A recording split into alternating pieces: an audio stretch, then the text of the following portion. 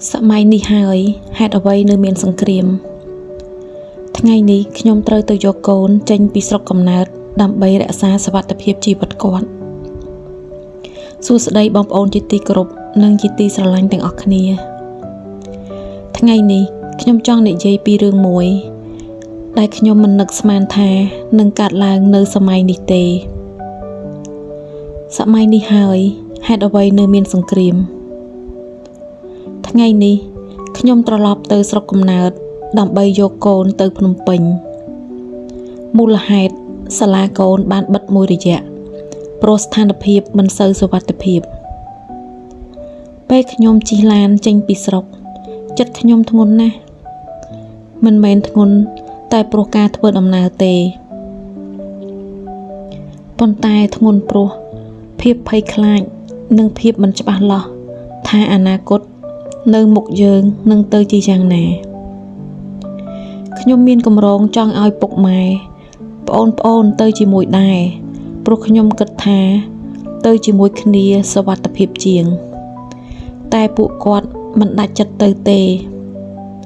ពុកម៉ែគាត់ថាផ្ទះនៅទីនេះមុខរបរនៅទីនេះមិនអាចទុកចោលបានទេពេលនោះខ្ញុំយល់ភ្លាមមនុស្សម្នាក់មានការចងចាំមានជីវិតមានរបស់ដែលស្រឡាញ់នៅលើដីកំណើតហើយពេលសង្គ្រាមកើតឡើងវាមិនបានបំផ្លាញតែផ្ទះឬទ្រព្យសម្បត្តិទេវាបំផ្លាញទឹកចិត្តមនុស្ស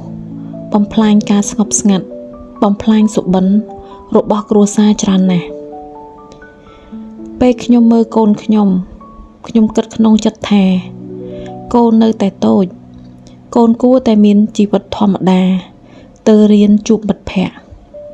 មិនមែនមករស់នៅក្នុងការភ័យខ្លាចដូចនេះទេ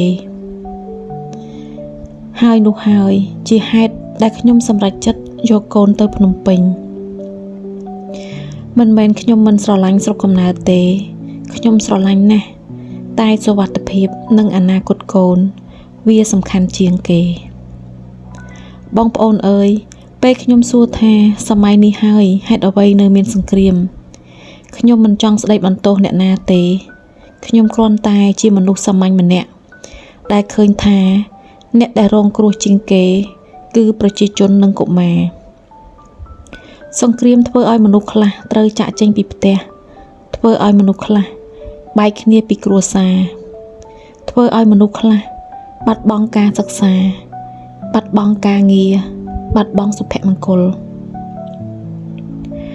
ថ្ងៃនេះខ្ញុំចង់ផ្ញើសារមួយទៅបងប្អូនទាំងអស់បានអ្នកកំពុងភ័យអ្នកកំពុងទឹកភ្នែកអ្នកកំពុងព្រួយសូមដឹងថាអ្នកមិននៅម្នាក់ឯងទេសូមរក្សាសុវត្ថិភាពជាមុនសិនសូមរក្សាចិត្តឲ្យរឹងមាំហើយសូមថែរក្សាកូនឲ្យបានល្អព្រោះពួកគេជាអនាគតរបស់យើងចុងក្រោយនេះខ្ញុំសូមអធិដ្ឋានឲ្យមានសន្តិភាពឲ្យកើតឡើងវិញឆាប់ឲ្យយើងអាចត្រឡប់ទៅរស់នៅជីវិតធម្មតាឲ្យសាលាបើកវិញឲ្យកូនបានសើចបានលេងដោយគ្មានសម្លេងភ័យខ្លាចនៅក្នុងចិត្តបើបងប្អូនមានអារម្មណ៍ដូចខ្ញុំសូមចែករំលែកមតិយោបល់ក្រោមវីដេអូនេះហើយសូមជួយ share សារសន្តិភាពទៅអ្នកដទៃផង